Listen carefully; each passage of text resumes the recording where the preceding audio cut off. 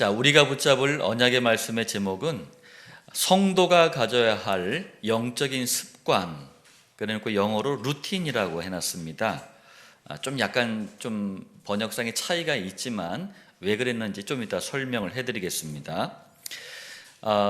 한번 생각해 보시길 바래요. 여러분 아침에 일어나면 가장 먼저 뭘 하십니까? 오늘 반찬 뭐 할까? 우리 오늘 아이들, 우리 남편, 아내 뭐 이런 걱정하십니까? 우리가 늘 고백하지만 제일 먼저 일어나자마자 주는 그리스도시요 살아계신 하나님의 아들이십니다. 이 고백을요 천천히 의미를 생각하면서 한번 해보시길 바랍니다. 성령께서요 그날 하루 동안 이 신앙 고백의 축복대로 여러분들을 인도해 가실 것입니다. 그러니까 어떻게 시작하느냐가 굉장히 중요한 것 같아요. 자, 서론입니다. 사람들이 요즘 루틴이라는 용어를 많이 사용해요. 실제로 사람들마다 자기 나름대로의 루틴이 있습니다. 루틴이 뭐냐면은 뭔가 자기에게 익숙한 거예요. 또 늘 해오던 거, 그리고 뭔가 이렇게 하면 편해지는 거, 자기만의 방식을 루틴이라고 합니다. 이걸 한 단어로 표현하면 이제 의미가 살짝 좀 차이는 있어요. 습관이라고도 할 수가 있어요. 우리 그루터기들 보통 습관이라고 할 때 헤빗이라는 영어를 쓰잖아요. 근데 루틴이라는 이 영어가 가지고 있는 의미 자체가 습관이라고 했을 때 좀 우리가 이해하기 쉽겠다라고 해서 습관이라고 했습니다. 축구 선수들 중에는요, 그날 이제 경기가 있잖아요. 그러면은 하루 종일 안 씻어버려. 세수도 안 하고 양치도 안 해.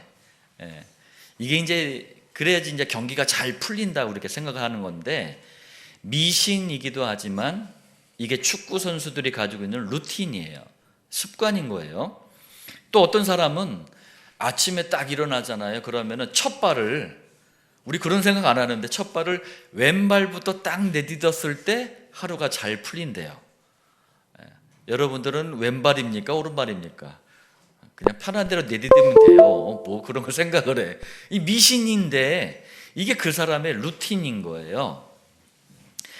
구원받은 성도에게도 영적인 습관, 루틴이 필요합니다.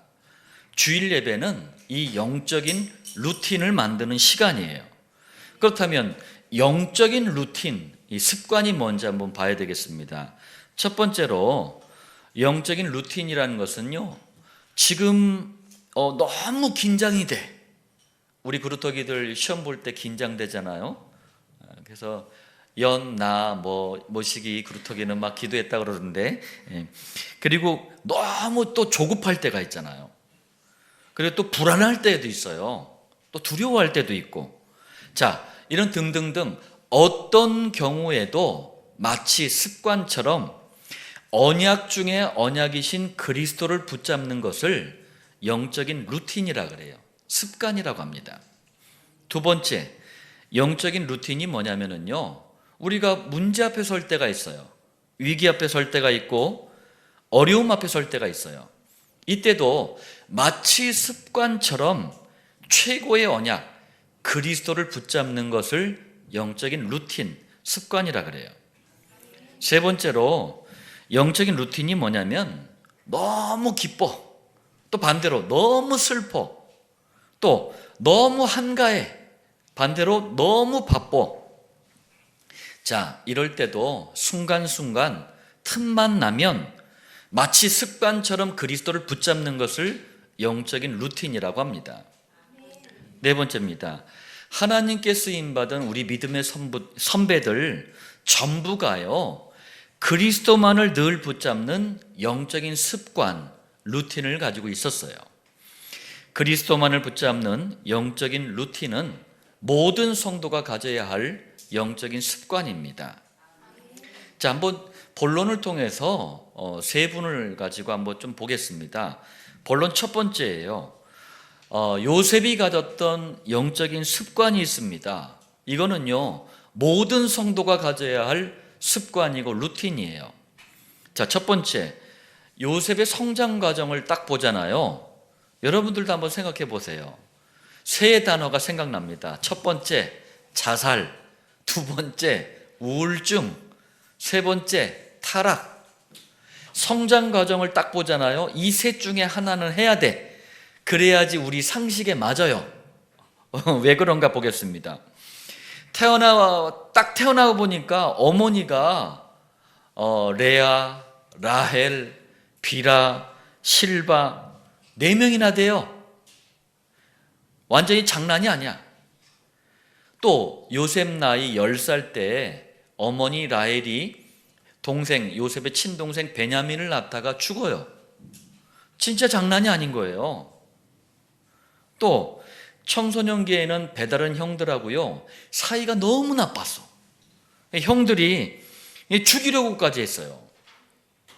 결국 이 형들에 의해서 17세 청소년 요셉이 애굽이라는 강대국의 보디발의 집에 노예로 팔려갑니다.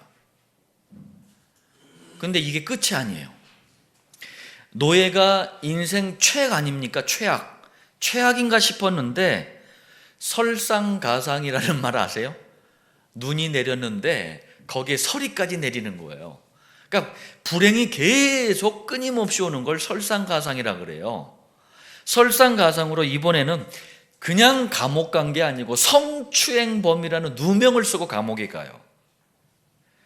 자, 이쯤 되면은 요셉이요 자살을 하든 뭐 우울증에 빠지든 뭐 타락을 하든 사람들이 뭐 그럴 수 있다, 당연하다 이렇게 인정할 거예요. 아마도 뭐 지금은 요셉이 살았던 시대하고 하늘과 땅만큼 차이가 나잖아요. 정말 살기 좋잖아요. 그런데 제가 보건복지부 자료를 보니까 최근 5년 동안요, 우리 코로나 기간까지 껴가지고 5년 동안 우울증이나 불안장애로 치료를 받은 사람이 906만 명을 넘었어요.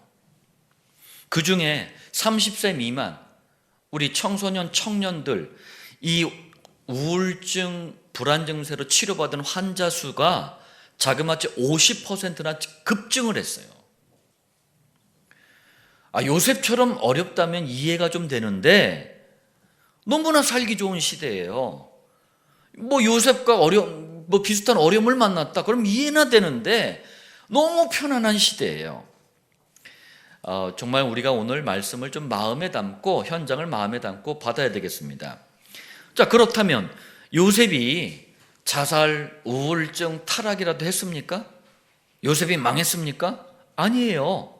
두 번째, 요셉이 가졌던 그리스도만을 붙잡는 영적인 습관, 이 루틴이 모든 문제, 위기, 어려움을 뛰어넘게 해버렸어요. 요셉이 뛰어넘은 게 아니고 요셉이 붙잡았던 그리스도가 그걸 뛰어넘게 했다니까요. 그래서 그리스도 붙잡으라는 거예요. 자, 정말 말도 안 되는데 뛰어넘은 정도가 아니라 요셉 나이 30살 때 30세에 애굽의 총리가 돼버렸어요. 이게 말이 되냐고요. 이것이 바로 그리스도만을 붙잡았던 요셉의 영적인 습관 때문에 그래요. 성경은 그리스도만을 붙잡는 요셉의 영적인 루틴에 대해서 이렇게 설명합니다. 자, 인생 최악의 위기에 빠졌어요. 그게 노예입니다. 노예로 팔려갔을 때 창세기 39장 2절 여호와께서 요셉과 함께 하심으로 3절 여호와께서 그와 함께 하심을 보며 5절 여호와께서 요셉을 위하여. 자, 이번에는 누명을 쓰고 그야말로 인생 막장이에요. 감옥에 갔을 때 창세기 39장 21절 여호와께서 요셉과 함께 하시고 23절 여호와께서 요셉과 함께 하심이라. 도대체 인생 최악의 위기, 인생 최악의 막장, 여기에 빠져있던 요셉과 함께 하신 이 여호와가 누구십니까? 먼 훗날 원죄, 사단, 지옥 문제를 해결하기 위해 여호와께서 직접 사람의 아들로 이 땅에 오셔서 그리스도의 일을 하십니다. 그리스도로 오신 사람의 아들을 향해서 사람들이 이름을 예수라고 불렀어요. 예수님은 노예였던, 죄수였던 요셉과 함께 하셨던 여호와셔요. 요셉은 여호와를, 그리스도를 마치 습관처럼 붙잡은 거예요. 이게 모든 성도가 가져야 할 영적인 습관, 루틴으로 받으시길 바랍니다. 제가 주중에 우리 화성 또 수원 이게 연합해 가지고 목장할 때 그런 얘기를 했어요. 교회를 이제 처음 개척을 하려고 할 때 저는 큰 대형교회 찾아가서 목사님들한테 막 애걸복걸하고 막 아는 사람들 만나가지고 돈 대달라 부탁하고 그러지 않았어요. 그냥 계속 복음 전하면서 이제 개척을 딱 하려고 하니까 돈이 없잖아요. 그러니까 저희 있던 집을 갖다가 좀 쪼개가지고 이렇게 해야 되는데 주인이 이분이 맨날 무당 찾아가고 절간 찾아가는 분들이거든요. 방을 안 빼주는 거예요, 얼른. 그래서 처음에 이제 얘기를 했는데 안 빼주길래 생각을 바꿨어요. 이분들에게 진짜 필요한 거는 그리스도겠다. 그래서 그리스도를 좀 내가 한 번쯤은 설명해주고 나가야 되지 않느냐 해가지고 두 분을 집으로 이제 초대를 하고 다과를 딱 준비해놓고 제가 어떻게 살아왔는지, 어떻게 예수 믿게 됐는지를 쑥 설명을 했어요. 그러면서 이제 그분에게 이제 복음을 전했는데 나중에 제가 이제 그러면서 거기서 대화 중에 제가 이제 사범대학을 나오고 막 이렇게 했는데 이분들이 그걸 들으면서 뭐라고 들었냐면 사법대학을 나온 사람으로 저를 아는 거예요. 그러니까 빨리 조치를 취해주지 않으면은 이게 법적인 뭐가 들어오겠구나 이렇게 이해를 해버리는 거예요. 그러니까 이게 성령께서 하시는 거예요. 사람의 마음을 바꾸시는 것도 착각하게 하는 것도 성령께서 하시는 거예요. 그 다음날 바로 빼줬잖아요. 순간순간 그리스도를 붙잡으니까 그리스도를 향한 중심을 딱 가져가니까 하나님의 환경을 바꾸시는 거예요. 요셉이 얼마나 최악입니까? 그리스도 하나 붙잡았는데 그걸 바꾸신 거예요. 자, 본론 두 번째입니다. 이번엔 다니엘이 가졌던 영적인 습관을 볼 텐데 이게 모든 성도가 가져야 할 영적인 습관입니다. 자, 첫 번째로 이 다니엘은 원래 분열왕국 시대 남유다 북이스라엘, 이스라엘이 강원도보다 좀 큰데 그게 그나마 반토막이 났어요. 그때 남유다 왕국의 귀족 집안 출신이었어요. 근데 바벨론이라는 나라가 쳐들어와 가지고 다니엘을 볼모로 인질로 끌고 간 거예요. 아무나 볼모로 끌고 가지 않잖아요. 포로로 끌고 가지. 근데 다니엘은 인질로 볼모로 끌고 간 거예요. 왜? 영양가가 있거든. 자, 그런데 이 다니엘 인생에 있어서 이것보다 더 큰 문제, 위기, 어려움이 찾아온 거예요. 다니엘서 6장 10절에 다니엘이 이 조서에, 조서라는 것은 왕의 명령을 기록한 문서예요. 왕의 도장이 찍힌 것을 알고도, 그런데 거기에다 왕의 도장을 찍었다, 이거는 어명이요 이거예요. 자, 바벨론이, 우리나라가 지금 이쪽 남쪽으로만 도가 몇 개인가요? 8도라고 하잖아요. 그죠? 경기도, 강원도, 충청 남북도, 전라 남북도, 경상 남북도 해가지고 8도라고 하잖아요. 바벨론이 얼마나 대제국이었냐면요, 자그마치 127도나 돼요. 127도. 이런 대제국의 다리오 왕이 어명을 내린 거예요. 명령을 내린 거예요. 30일 동안 다른 신에게 경배하지 말고 나에게, 다리오 왕 그 자신에게 경배해라. 어명을 내린 거예요. 만약에 이대로 하지 않으면 사자굴에 집어던지겠다. 여러분, 이게 잘 우리의 느낌이 안 오잖아요. 이렇게 생각하시면 돼요. 지금도 예수님을 그리스도로 고백하는 성도들에게 이런 비슷한 어려움이 있을 수 있어요. 그럼 목사님 사자굴이 있단 말입니까? 그 얘기가 아니에요. 우리가 한 2주간 죽음, 장례, 내세, 제사, 지금 대한민국에 가장 오해되고 잘못 인식되고 흑암이 장악해버린 이거에 대해서 우리가 메시지를 받았잖아요. 그러면서 제사를 거부하면서 반 협박 아닌 협박도 당했었어요. 막 제사 지내면 뭐 연을 끊겠다, 막 온갖 협박 비슷한 어떤 압박을 느꼈단 말이에요. 이게 같은 말이에요, 그게. 그리스도만을 붙잡는데 당하는 어려움들이란 말이에요. 자, 다니엘은 여호와만 경배하는 사람이잖아요. 사자굴에 들어갈 수밖에 없는 문제, 위기, 어려움이 들이닥친 거예요. 그 여러분들 다니엘이 죽었습니까? 두 번째예요. 다니엘이 가졌던 그리스도만 붙잡는 영적인 습관이, 이 루틴이 문제, 위기, 어려움을 뛰어넘게 해버렸어요. 다니엘서 6장 10절에 자기 집에 돌아가서는 윗방에 올라가 예루살렘으로 향한 창문을 열고, 다니엘이 되게 깝깝하고 답답했나 보다. 그 얘기가 아닙니다. 다니엘이 자그마치 예루살렘하고 이 끌려온 바벨론하고 거리가 한 900km 정도 된다 그래요. 900km에 떨어져 있는 그 예루살렘으로 향해 있는 창문을 열었다는 얘기는 무슨 얘기입니까? 그 예루살렘에 원죄 사단 지옥을 해결할 메시아 그리스도가 오시기 때문에 그쪽을 바라보면서 창문을 연 거예요. 다시 설명합니다.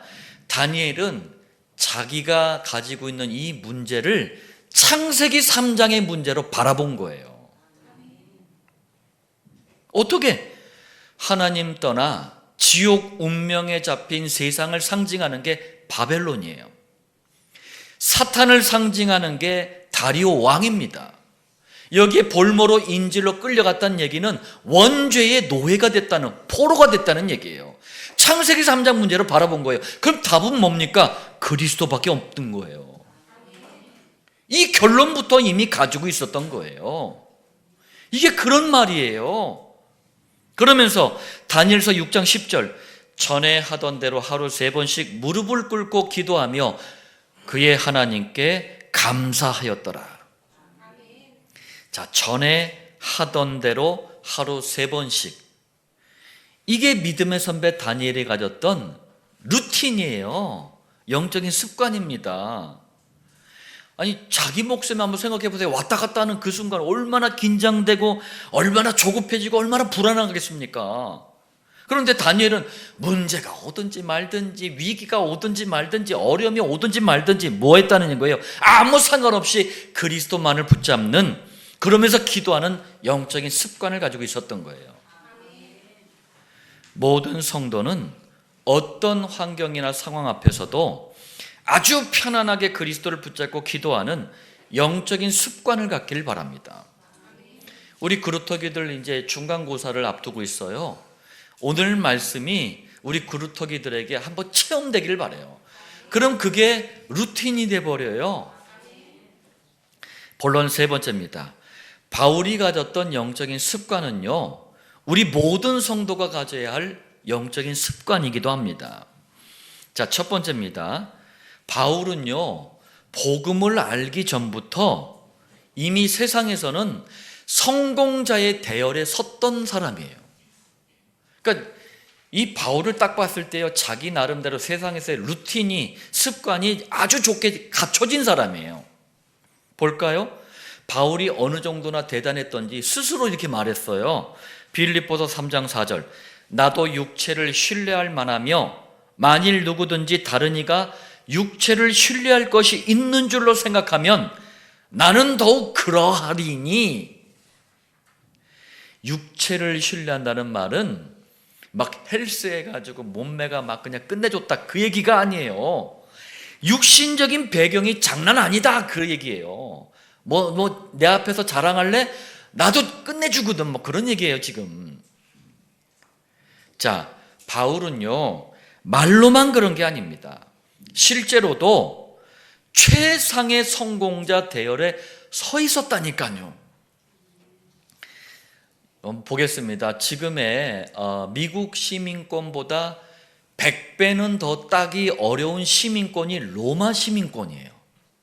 바울은 이거 가지고 있었어요. 가문도 이스라엘 국가 첫 번째 왕, 그 왕을 낸 배출한 지파가 베냐민 지파입니다. 무슨 말이에요? 왕족 혈통이에요. 또 이스라엘에서 가장 존경받는 스승 가말리엘의 수제자였어요.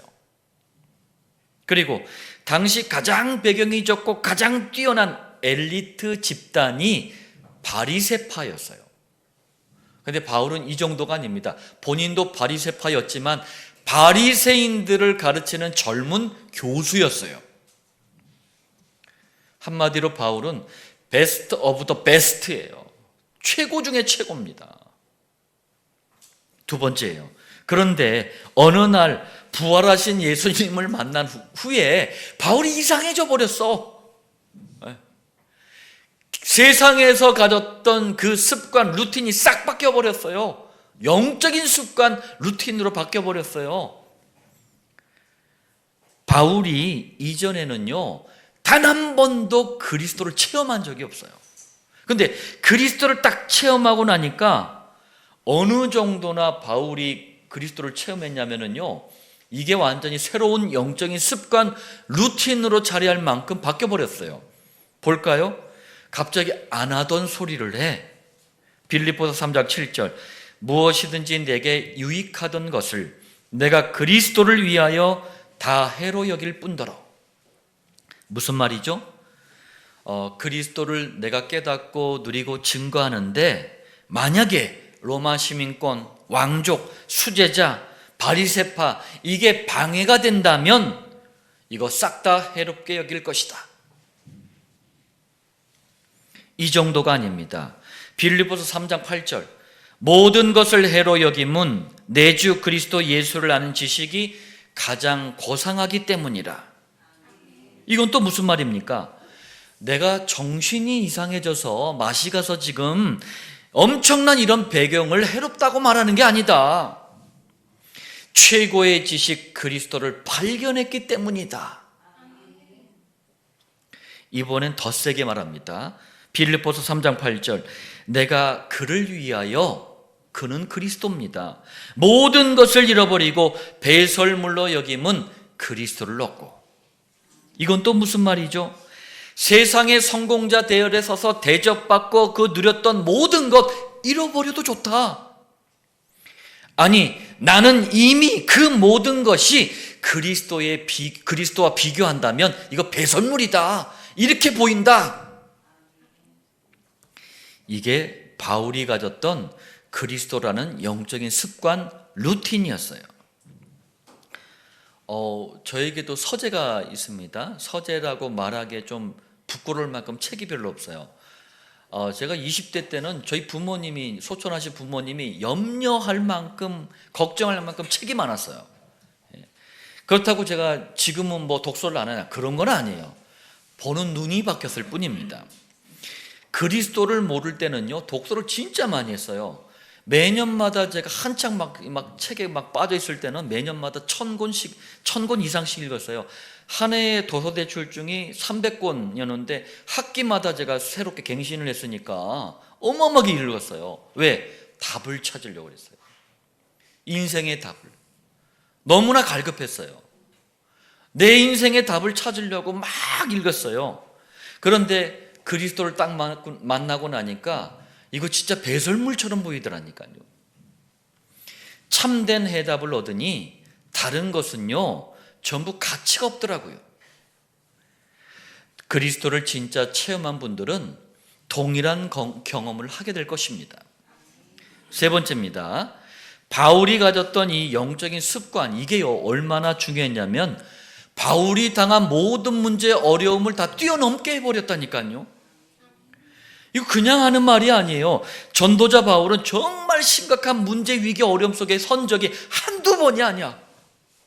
제가 봤을 때 어떤 상황 환경 정도가 아니라 실제 몸으로도 다 체험한 분이, 성경 66권 중에 가장 심각하게 체험한 분이 바울이에요.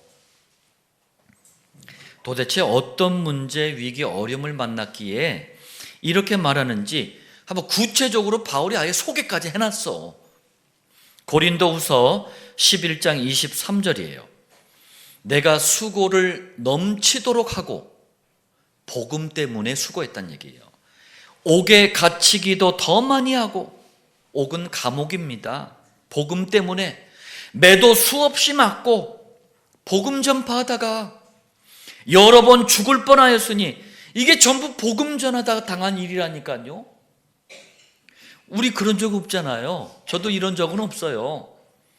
24절, 유대인들에게 40에서 하나 감한 매를 5번 맞았으며, 이게 유대인들이요, 죄를 짓잖아요. 그럼 매를 치는데, 이 매를 치는 전문가가 있어요. 죽지 않을 만큼만 때리는 거예요, 이게. 40대를 때리면 죽어요. 그러니까 39대에서 딱 멈추는 거야. 아니면 사람마다 다르니까 그 전에 살짝 멈춰요. 죽을 만큼의 고통만 주는 거예요, 이게. 25절, 3번 태장으로 맞고, 태장은 채찍이에요. 1번 돌로 맞고, 3번 파손하고, 파손이란 말이 뭐예요? 풍파를 만나가 배가 부서진 거예요. 그러니까 일주일 동안을 깊은 바다에서 지냈으며, 배가 파손하니까 일주일 동안 바다에서 표류를 한 거예요. 26절, 여러 번 여행하면서, 룰루랄라 놀러 갔다는 얘기가 아니에요. 전도 여행을 말하는 겁니다.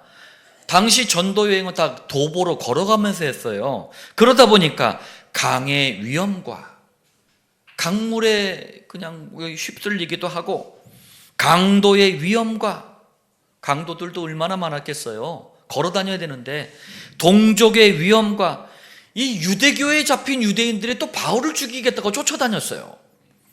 이방인의 위험과, 우상숭배하는 이방인들한테 복음 전하니까 이방인들이 죽이겠다고 또 덤비네. 시내의 위험과, 시내는 도시를 얘기합니다. 광야의 위험과, 이 광야의 위험이라는 말이 제가 이해가 되더라고요. 예전에 이제 터키 선교 갔을 때 진짜 광야라는 표현이 맞아요. 그냥 광활하게 그냥 땅만 그냥 쫙 깔려 있어. 또 바다의 위험과 거짓 형제 중에 위험을 당하고, 거짓 형제는 복음을 변질시키는 이단 사이비들이 또 위험을 가해요. 27절에 말합니다. 또 수고하며 애쓰고 여러 번 자지 못하고 줄이며 목마르고 여러 번 굶고 춥고 헐벗었노라. 우리가 상상할 수조차 없는, 그야말로 말도 안 되는 이런 엄청난 문제, 위기, 어려움을 싹 다 그리스도 이 한 단어 붙잡고 다 뛰어넘은 거예요. 이것이 바울이 가졌던 그리스도라는 영적인 습관, 루틴이었습니다. 이것이 모든 성도가 가져야 할 영적인 습관이에요. 자, 결론 말씀드리겠습니다. 어떤 경우에도, 우리 서론에서 얘기했던 것처럼 어떤 경우에도, 문제와 위기와 어려움 앞에서도, 또 순간순간마다 틈만 나면 마치 습관처럼 그리스도라는 최고의 언약을 붙잡는 영적인 습관, 루틴을 가질 수 있도록 우리 모두 3가지에 집중해야 될 줄 믿습니다. 첫 번째, 우리가요 아직 습관처럼, 믿음의 선배들처럼 습관처럼 그리스도를 잘 붙잡지를 못해요. 한참 당하고 난 다음에 그리스도이래요. 그것도 괜찮아요. 그냥 뭐 몇 년 지나고 나서 그리스도보다 낫잖아요. 더욱더 그리스도만 그래서 선포되는 강단 말씀에 집중해야 되는 거예요. 여러분, 습관은 무엇을 계속 듣고 무엇을 계속 보고 무엇을 계속 생각하느냐, 여기에 좌우되는 거예요. 만약에 내가 남이 가진 저 돈을 내가 내 걸 만들어야 되겠다, 이걸 계속 생각하는 습관을 가지고 있으면 도둑되는 거예요. 내가 저거 꼭 알아야 되겠다, 꼭 내가 저거 꼭 반드시 연구해서 알아야 되겠다, 그러면 박사가 되는 거예요. 이게 여러분들 잘 이해를 하시길 바랍니다. 우리는 그리스도만 계속 듣고 보고 생각하는 거예요. 그게 로마서 10장 17절입니다. 믿음은 들음에서 나며 들음은 그리스도의 말씀으로 말미암았느니라. 그리스도를 계속 듣고 계속 보고 계속 생각하니까 이게 나의 영적인 습관이 되어버리는 거예요. 두 번째입니다. 그리스도의 말씀을 삶의 현장에서 6일 동안 깊이 묵상하는 시간을 5분도 좋아요. 10분도 좋아요. 시간 나는 분들은 30분, 1시간도 좋아요. 각자에 맞게 가지시길 바랍니다. 이 시간을 정시기도라 그래요. 정시기도에 집중하면 집중할수록 그리스도를 습관처럼 붙잡게 돼요. 우리 그루터기 메시지 때도 이걸 한 적이 있었는데, 습관이란 한자어 모양이 어떻게 생긴 모양이냐면요, 어린 새가 이제 갓 태어난 새예요. 그런데 어미가 이걸 막 이렇게 어떻게 할 수가 없으니까 새 스스로도 날아야 되잖아요. 그러니까 어렸을 때부터 날개짓을 막 이렇게 하는 거예요. 아직 깃털도 없는데도 막 이렇게 하는 거야. 이렇게 하다 보면은 이 어린 새가 자기도 모르게 이게 몸에 배어 있게 돼요. 루틴이 되는 거예요. 습관이 되는 거예요. 그러다가 어느 날 나는 거예요. 그게 습관이라는 한자어의 뜻입니다. 마찬가지예요. 정시 기도를 통해서 그리스도께 집중하잖아요. 그러면 어느 날부터 기도가 되어지는 시간표, 곧 기도 습관도 만들어지게 돼요. 그 전에는 의그 하다가 이제는 그리스도 이렇게 되는 거예요. 전에는 하다가 이번엔 그리스도 이렇게 되는 거예요. 편안하게. 오면나 하다가 이제 그리스도 이렇게 되는 거예요. 세 번째입니다. 성령께서는 그리스도를 붙잡는 영적인 습관이 만들어진 성도를 통해서 각자 사는 지역이 있잖아요. 또 하는 일이 있잖아요. 또 각자 주어진 만남이 있습니다. 이 세 가지 현장을 살리는 겁니다. 이걸 시간과 장소를 고정해서 습관처럼 지속하는 게 성경적인 전도 방법인 목장이에요. 그래서 목장을 지속하는 겁니다. 복음도 지속하는 거고, 기도도 지속하는 거고, 전도인 목장도 지속하는 거예요. 왜? 그때 하나님께서 주시는 가장 좋은 시간표가 주어지기 때문입니다. 오늘 말씀, 이제 긴 연휴를 보내고 우리가 새롭게 좀 하반기를 맞이했어요. 석 달 남았습니다. 석 달도 채 안 남았습니다. 우리가 어떻게 마무리할 것인가? 원단 메시지 때 받았던 복음, 오직 복음 기도 전도 속으로 이 말씀의 성취를 우리가 마지막까지 어떻게 누릴 것인가? 새로운 한 해를 또 어떻게 맞이할 것인가? 이런 모든 것들을 준비함에 있어서 가장 중요한 단어입니다. 영적인 습관, 루틴을 가져야 돼요. 우리 당대와 후대가 이 말씀의 성취를 누리시길 살아계신 주 예수님의 이름으로 축복합니다.